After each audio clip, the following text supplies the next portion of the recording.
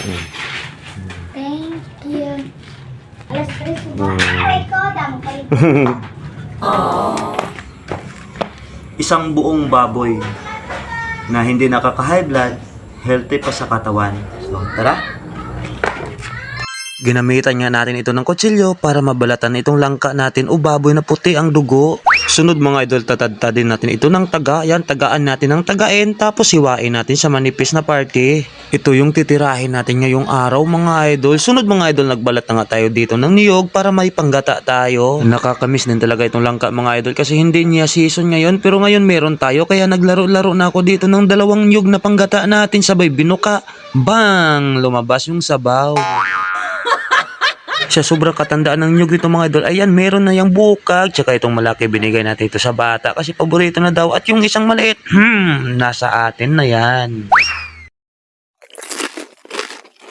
Sabay waswas ng pagkayod ng niyog mga idol. Kailangan natin kayurin yung mga idol bago natin gamitin. Sabay mga nilabhan muna natin ng kunti mga idol. Sabay pigain natin yan mga idol para lumabas talaga yung kulay puti niyang gata. Pinaghiwalay ko na rin itong dahon at sanga ng malunggay mga idol kasi nga walang forever at ito na nga yung kinalabasan mga idol. At nakahanda na nga lahat-lahat mga idol. Meron pa tayo dyan tuyo o binilad na hipon mga idol. Tapos may munggo, okra at saka pasari-saring pangsahog mga idol. Kaya ready to cook na. Palambutin muna natin itong munggo mga idol. Sabay na rin palambutin itong langka dito sa unang piga ng gata natin. Pakuluan lang natin ang pakuluan yan mga idol hanggang sa lumambot mga idol. Tapos lagyan natin ito ng sibuyas, luya at bawang, dagdag pampalasa yan. Binilad na hipon naman yung sunod natin ilagay mga idol. Naku, pampasarap yan mga idol. Pampabango talaga at pampalasa dito sa langka natin. Sunod ilagay na natin itong pinakuluan o pinalambot na munggo mga idol. Naku, pampakulay at pampasarap talaga yan. Siyempre, dagdag healthy din yan mga idol. Napakasarap talaga yung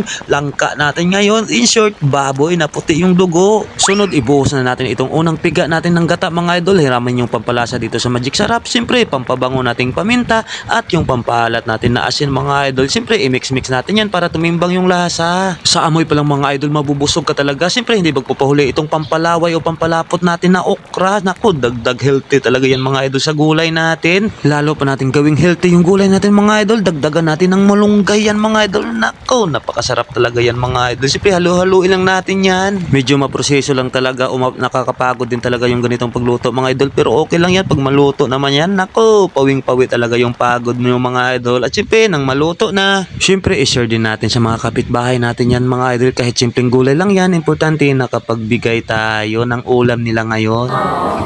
At ito yung natira sa atin mga idol. Ayan. Siyempre, yan yung titirahin natin with bahaw na kanin. Napakasarap nito mga idol. Naku, busog na naman yung tummy natin. At dahil nga napagod tayo sa pagluluto, siyempre gugutumin tayo mga idol. Kung nakita nyo, sobrang dami ng kanin ko. At siyempre damihan natin ng gulay kasi wala pa tayong breakfast. Isasabay na lang natin yung breakfast natin dito sa lunch natin. Kaya i-enjoy muna natin yung pagkain natin dito sa munti nating lamisa mga idol. Kaya hanggang dito na lang muna yung video mga idol. Thank you mga idol. Naku, hashtag baboy na puti ang dugo.